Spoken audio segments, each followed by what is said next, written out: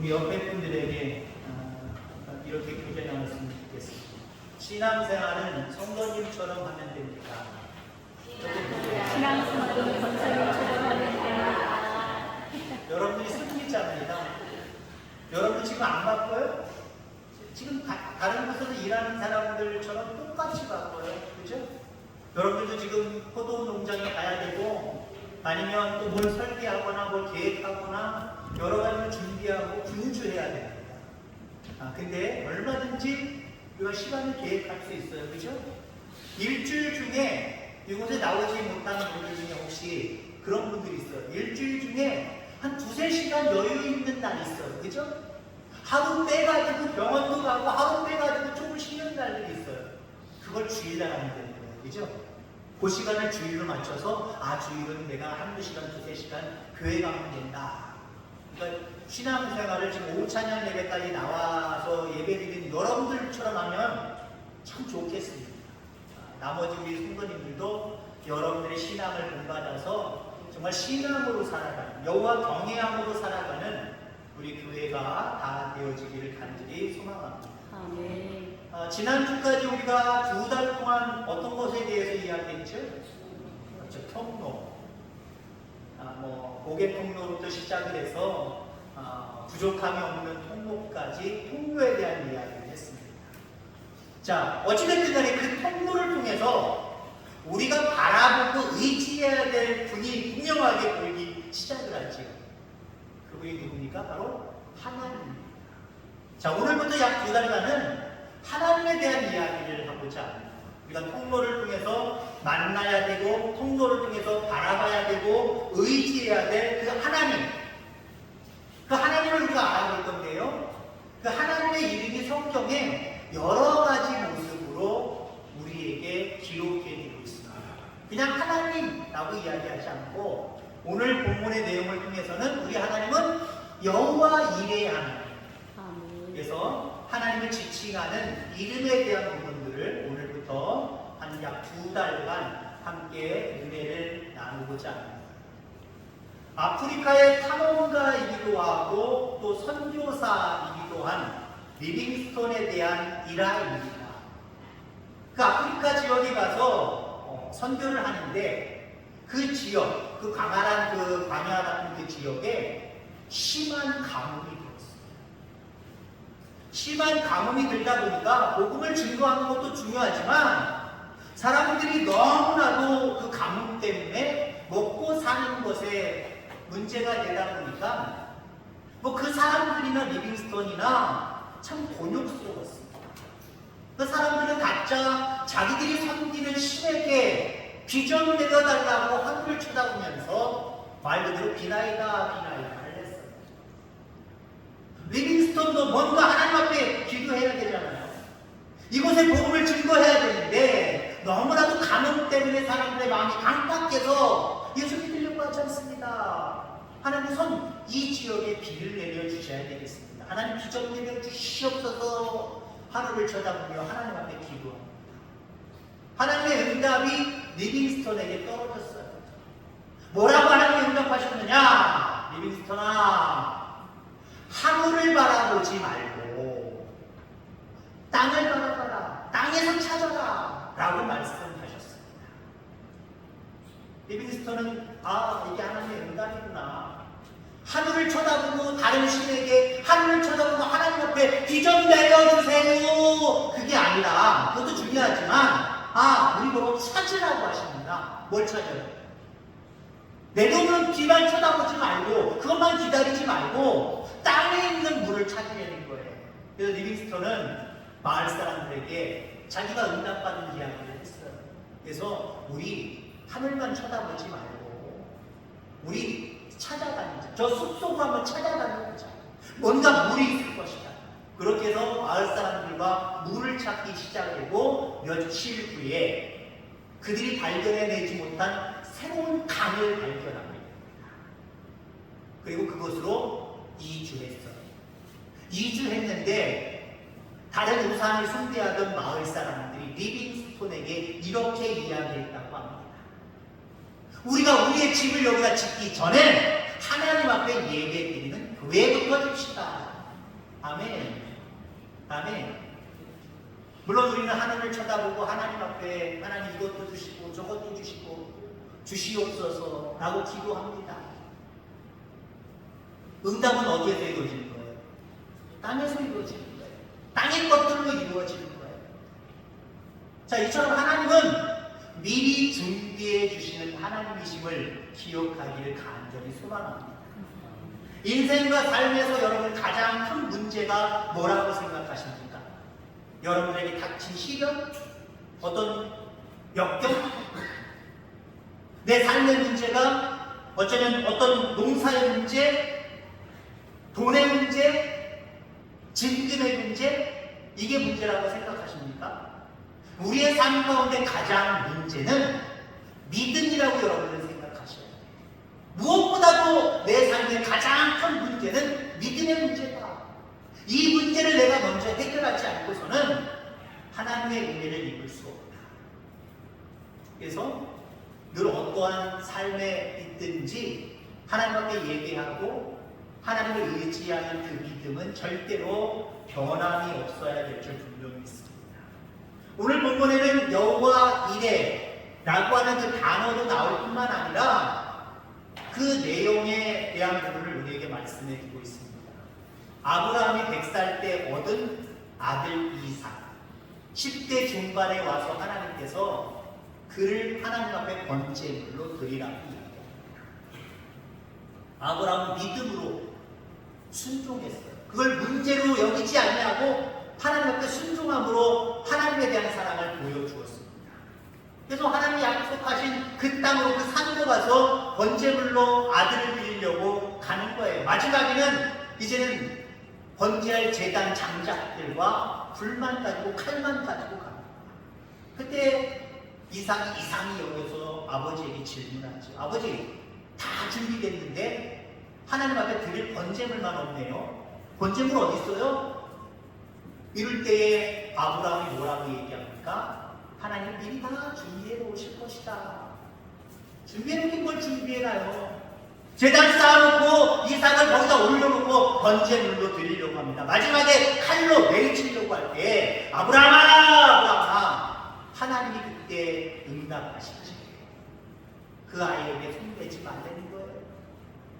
내가 독자 하나밖에 없는 아들, 그 아들을 아끼지 않냐고 내게 바치는 그 모습을 통해서 나를 얼마나 사랑하는지 내가 인정한다. 그러면서 뒤를 보니까 하나님이 미리 준비하신 신랑이 숯불에 걸려있어요. 그것으로 아들 대신 하나님 앞에 영광을 올려드리면서 그곳 이름을 여호와 이레다라고 이야기했다는 내용이 오늘 본문의 내용입니다. 자, 아브라함에게는 미리 준비하신 은혜가 있었어요. 아들 대신 순양을 준비해 놓으셨어요. 오늘 우리에게 여호와 이레가 되시는 하나님이신데 우리에게는 도대체 무엇을 준비해 주실까요? 아이들 표현처럼 모든 것들을 준비해 주십니다. 아멘. 너무 구체적이지 않아서 죄송한데 하나님은 우리를 위해서 준비해 놓으신 것이 있는데 모든 것을 준비해 놓으신다. 오늘도 각자 건강에 대한 이야기, 그러니까 우리 전정열 권사님 다 의사네, 다 의사네 그러시고 말씀하신 내용들을 보았습니다는 여러분 병원 갔을 때 접수처에서 접수를 합니다. 접수를 하면 여러분들이 알아서 접수하는 경우들도 있지만 거기 접수처에서 뭐라고 얘기합니까? 뭐 신경외과로 가세요, 아니면 산부인과 쪽으로 가세요, 아니면 저 소아과로 가세요, 정형외과로 가세요. 의사들은 나름대로 자기 전문 분야가 있어요. 그 부분에 대해서만 전문가예요. 물론 여러 가지를 다 잘하는 의사들도 있겠습니다만은 다른 걸 전혀 못하는 분야가 있어요. 내가 할 수 있는 분야가 있습니다. 내가 치료하고 내가 돌볼 분야가 있다라는 거예요. 거기 찾아가요. 여러분들, 우리의 삶 가운데 여러 가지 삶의 문제가 있고 우리에게 필요한 것들이 있어요. 우리 하나님은 모든 것들을 준비해 주시는 하나님. 천지창조를 보세요. 창세기 1장에 보면 하나님이 가장 사랑하시는 인간을 만드시기 이전에 모든 것들을 미리 다 준비해 놓으셨어요. 그죠? 가장 중요한 인간을 생고생했을 겁니다. 왜? 어둠 침침한 곳에서 아무것도 모이지 않는 곳에서 하나님 나를 왜 만들어 놓으셨어요? 모이는 게 하나도 없네요. 이게 뭐예요? 만져지는 것도 하나도 없네요. 이게 뭡니까? 하나 이랬어요. 근데 하나님은 6일 동안, 5일 동안 모든 것들을 인간을 위해서 다 준비해 놓으시고 마지막에 짜잔! 하나님이 가장 사랑하시는 인간을 만들어 놓으셨습니다.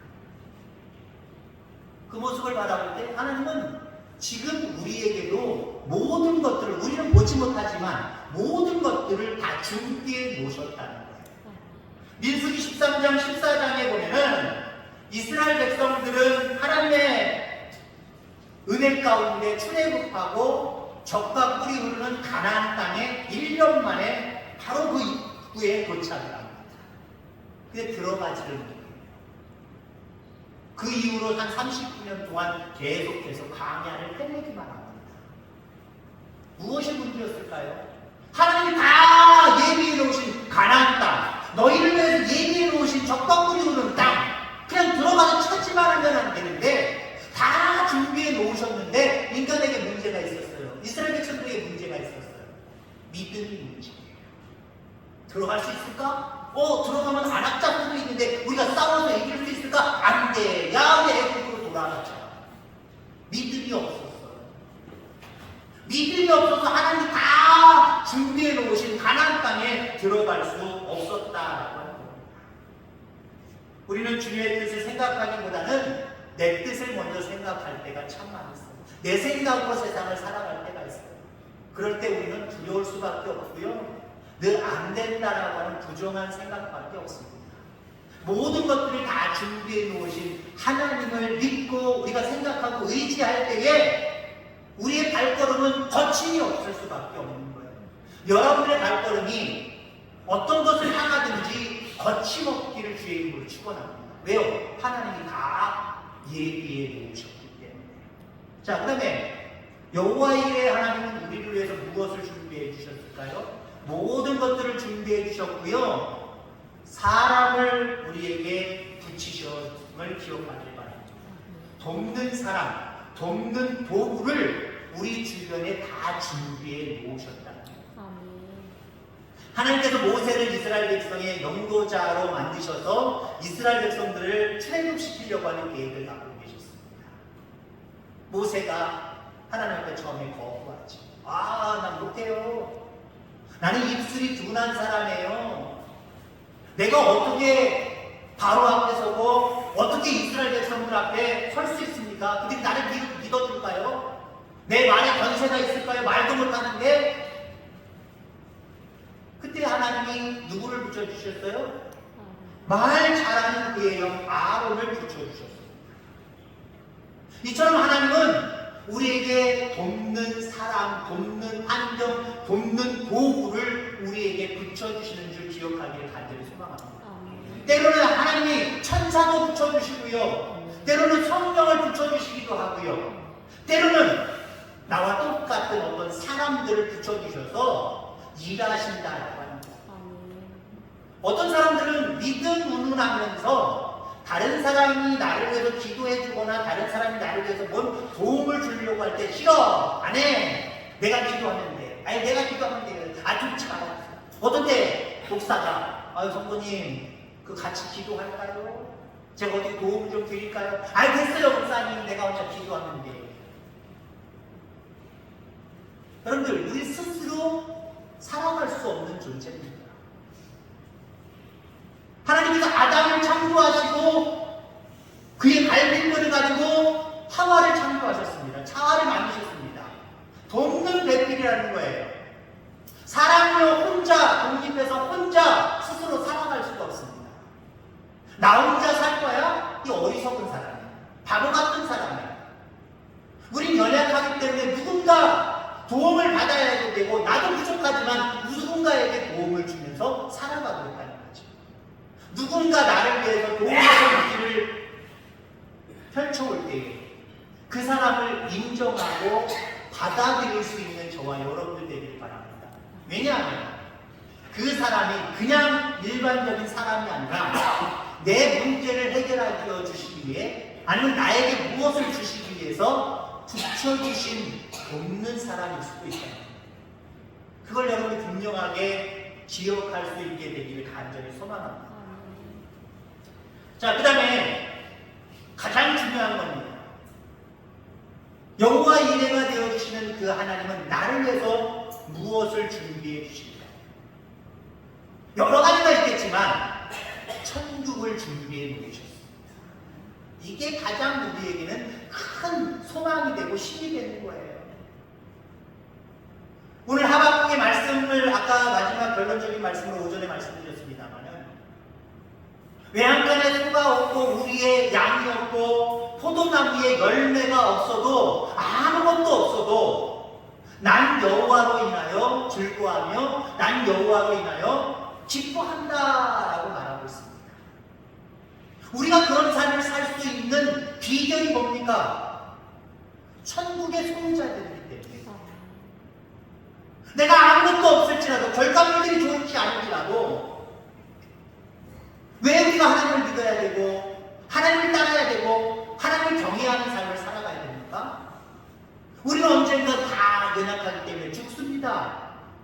그 이후에 영원한 세계가 있다는 걸 우리는 기억을 해야 돼요. 점점 여러분들 연세가 들어가면서 세월이 참 아깝지요. 세월이 참 무섭기도 하지요. 언제 내가 이렇게 늙었냐. 야, 옛날에 내가 강했는데 언제 이렇게 내가 연약해지고 병들고 왜 이러지? 내가 도대체 얼마나 더 살아갈 것이냐.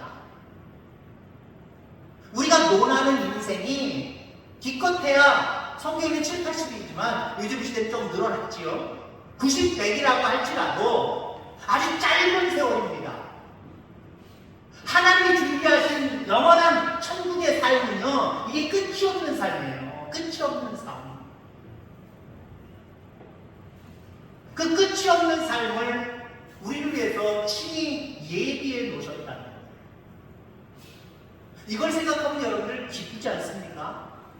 이걸 생각할 때에 정말 끝까지 어떤 상황 속에서도 하나님만을 온전히 섬길 것을 각오하고 다짐되어지지 않습니까? 이게 잘 안 믿어지니까 여호와 경외하는 모습이 점점 식어져가고 나와 하나님 사이가 점점 멀어질 수 있다라는 거예요. 여러분 보세요. 아브라함은 가장 소중한 것을 포기해버립니다. 누구 때문에 포기해요? 하나님 때문에 포기합니다. 가장 귀한 게 아브라함에게 뭡니까? 그렇게 기다렸던 아들, 그 독자잖아요. 100살 때 얻은 그 아들 이삭이잖아요. 지금 얼마나 그 키우는 맛에 신이 나고 보람을 느끼고 소망이 있고 얼마나 그러는지 몰라요. 무럭무럭 잘 자라고 10대 중반이 됩니다. 근데 하나님이 시험하시는 그 아들을 번제물로 드려라. 한마디로 죽이라는 얘기예요. 없는 셈 치고 나한테 바쳐라. 그 얘기입니다. 근데 아브라함이 물론 미리 준비해 주시는 하나님을 믿었지만 아마 아브라함은 지금으로 표현한다고 한다면 영원한 생명을 주시는 그 하나님을 믿었기 때문에 이와 같은 행동을 할 수 있었던 거예요. 아들의 생명보다도 하나님을 경외하고 미리 준비하시되 천국까지 얘기해 주시는 그 하나님을 확실하게 믿었기 때문에 그러한 어떤 희생을 결단하고 실행에 옮길 수 있다는 거죠. 오늘 우리에게 이러한 결단이 있게 되기를 간절히 소망합니다. 우리가 결단해야 될, 그래서 포기해야 될 것, 아브라함처럼 자식 아니잖아요. 억만금을 줘도 바꾸지 않는 자식 아니잖아요. 기껏해야라고 하는 표현을 써서 죄송합니다만 하나님의 이름으로 이야기할 때 기껏해야라는 거예요. 하나님으로부터 주어질 것들을 생각할 때 기껏해야라고 하는 표현입니다. 기껏해야 조금 더 열심으로 주님 섬기지 않냐고 주님 멀리하면서까지 내가 열심으로 노력하고 애쓰고 내 뜻대로 내 생각대로 내 힘을 가지고 추구하는 그것 얼마나 몇 푼 되겠습니까? 가치가 얼마나 되겠습니까? 아들의 가치, 내 식구의 내 피부치의 가치랑 비교할 수 있겠습니까? 근데 아브라함은요 그 피부치를 포기했단 말이에요. 미리 준비한 위하여 주시되, 오늘날로 얘기하면 영원한 생명을 주시는 그 하나님을 의지했기 때문에 그러한 희생이 분명하게 그에게 있었다. 여러분, 오늘 본문의 거의 마지막 부분의 말씀이 얼마나 귀합니까? 12절 말씀, 사자가 이르시되 그 아이에게 내 손을 대지 말라. 하나님 앞에 포기하고 아들을 드리려고 했는데 아들한테 손 대지 말라는 거예요. 내가 내 아들, 내 독자까지 내게 아끼지 아니하였으니 내가 이제야 내가 하나님을 경외해야 하는 줄을 아노라. 이게 믿음의 삶의 모습입니다. 여러분들의 삶의 모습도 가장 귀하다고 세상 사람들이 여기는 것을 때로는 조금 소홀히 대할 수도 있어야 되고 때로는 포기할 수도 있어야 돼요. 왜요? 그 안에는 모든 것들을 준비해 주시고 나에게 돕는 사람도 붙여주시지만 무엇보다도 영생을 허락해 주시는, 천국을 우리에게 허락해 주시는 분이에요. 여러분, 이 땅에 소망을 두고 살아가지만 이 땅의 소망은 사실 물거품과 같은 거예요. 이루어지면 좋고 이루어지면 또 어떻게 될 거예요? 기껏해야 우리 인생 속에 조금 누리다 말아버릴 것들이에요. 반면에 하나님의 나라냐, 천국이냐, 지옥이냐, 이건 영원히 갈 문제예요. 어떤 사람들이 천국에 들어갑니까? 주여 주여 하는 자마다 다 가는 게 아니라 그랬어요. 믿음이 있는 자들이 가는 거예요. 그 믿음의 정도는 제가 평가할 수도 없는 거고요. 하나님의 기준에 천국 갈 수 있는 믿음 우리가 가졌구나, 믿노라 하면서도 천국 갈 수 있는 믿음은 아직 못 갖췄네, 이건 하나님 기준이에요. 알 수가 없어요. 알 수가 없기 때문에 우리는 늘 두렵고 떨리는 마음으로 하나님을 더욱더 열심으로 섬겨갈 수 있는 그런 모습이어야 된다는 거죠. 저희는 중학교 때, 고등학교 올라갈 때 지금처럼 수능처럼 시험을 치렀다는 거예요. 그러면 커트라인이 보통 정해지죠. 140이냐, 140 몇이냐, 130 몇이냐, 그 이상이면 자기가 원하는 고등학교에 들어가는 거고, 그렇지 않으면 뺑뺑이 돌리거나 다른 데 들어갈 수밖에 없는 거예요. 그때의 기준은 언제도 정해져 있어요. 그 이상만 내가 넘겨야지. 근데 여러분들, 하나님이 천국 갈 수 있는 믿음과 천국을 가지 못하는 믿음의 기준 어디에 있어야 되겠지? 아무리 저보다 훌륭한 목사님에게 찾아가서 목사님 내 믿음으로 갈 수 있나요 없나요? 그 목사님도 아마 판단이 안 될 거예요. 어느 기준인지 몰라요. 그렇기 때문에 우리가 할 수 있는 일들은 최선을 다하여서 우리에게 생명이 있을 때에 모든 것들을 준비해 주시고 영원한 생명까지 준비해 주시는 그 하나님을 늘 가까이 하며 아브라함처럼 칭찬받을 만한 믿음의 소유자가 되어야 된다는 겁니다. 여러분들의 믿음이 모든 것들을 예비하시고 준비하시는 그 은혜를 누릴 정도의 그 인정받는 믿음이 다 되어지기를 주의 이름으로 축원합니다. 하나님 아버지 감사합니다. 오늘부터